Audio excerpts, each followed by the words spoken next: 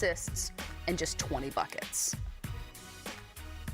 He's at the podium addressing the media now. What he able to do in that second quarter, especially defensively, to kind of slow you guys down and change the rhythm of the game? They had a lot of pressure tonight, and just brought the pressure, and we just didn't match it, and really didn't make any shots, and didn't play well, and that was the result of it. I saw Gabe Vincent step on your foot. Is your foot feeling okay, or what kind Yeah, of it's a little sore. It just rolled just a little bit. It wasn't as bad as some of my other rolls, but it definitely rolled a little bit. You only attempted one shot inside the paint tonight, and obviously we've seen you over the years. You like to be aggressive and attack the rim.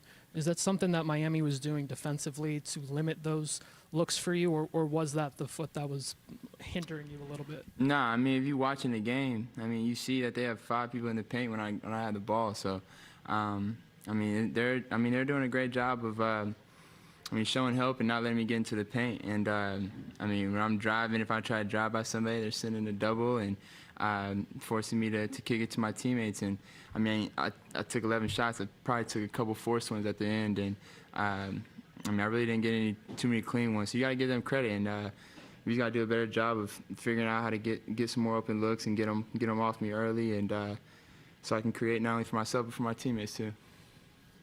Trae, can you say kind of what was going through your mind the last few minutes when you were sitting on the bench there, watching it play out, and then also the little exchange you had with Oladipo, what he said or what you said? Yeah, no, he didn't say nothing. He just kept looking, and he played 5 minutes, or not very many minutes, and was staring.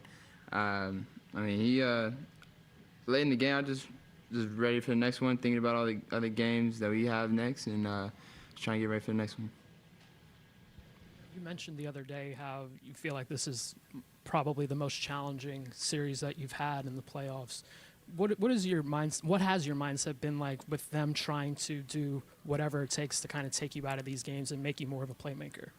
Really, I don't want to force it. I don't want to force it too much, and obviously, I think a couple shots I think I forced, and they're doing a great job of not letting me get good looks and sending multiple guys, and if I got at the top of the key, they got guys at the elbow in the blocks. So it's really just about getting good looks and figuring out how we can do that. And but yeah, no, they're definitely loading up, and just trying not to let me score.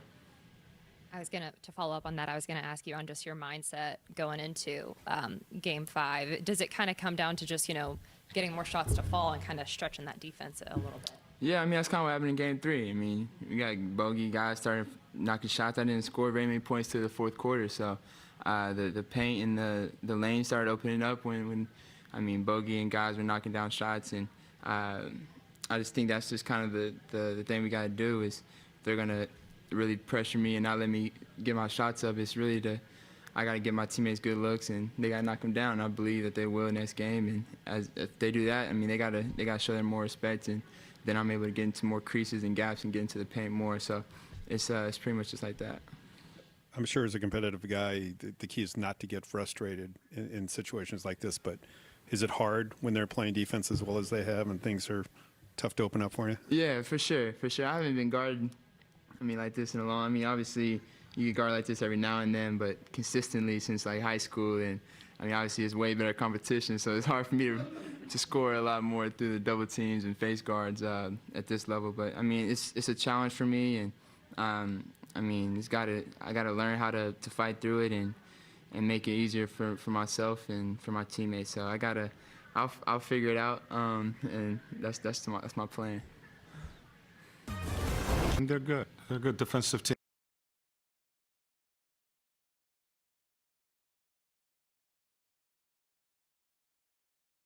Pressure out there on the floor. Tonight Vincent basically picked Trae up the entire night. They kept pressure on the ball, try to force the ball out of Trae's hand, and they pressured all of our guards. So we got to do a better job of attacking that pressure and not, playing on our heels. Along those same lines, Trae only attempted one shot in the paint tonight. Was it something that Miami was doing, or I know Gabe stepped on his foot? Is that bothering him? Trae never said anything about his foot. You know, we'll see how he's feeling.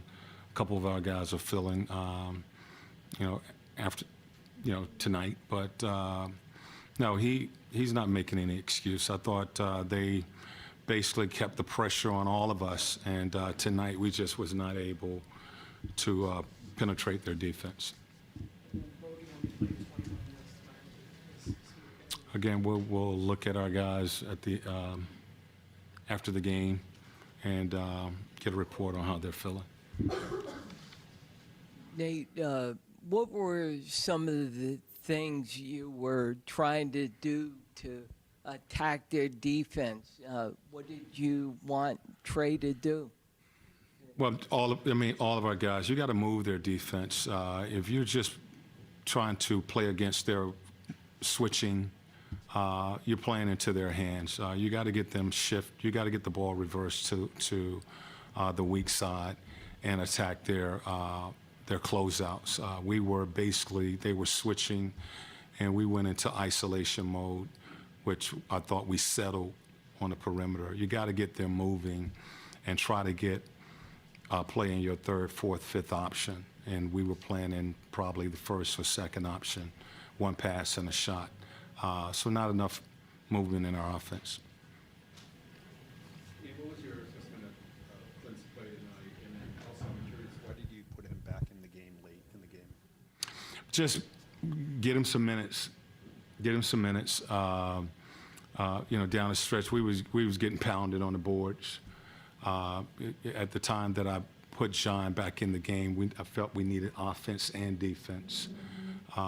And they had a small lineup, so trying to spread the floor and attack, and they was just pounding us on the board. So we try to get some size back in there. I thought he was good in the first half. I thought he did a good job in the first half.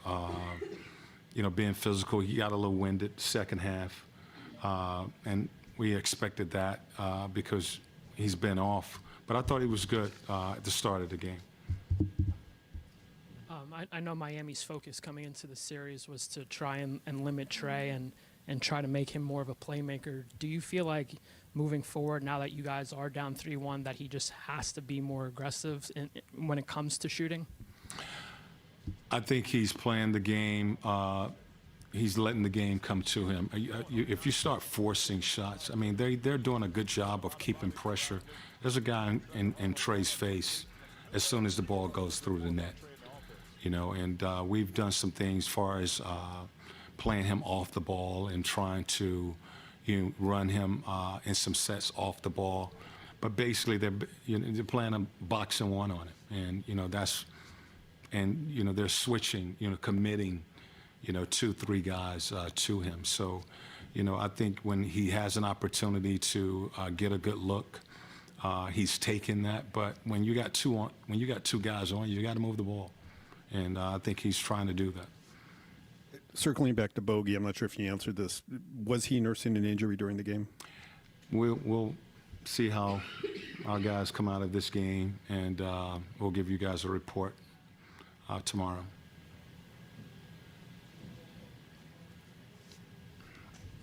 With Clint being a game-time decision, and then coming back in, how did he kind of factor in your approach pregame, knowing that you had him in that front court to tech the Heat with? Well, again, we'll see.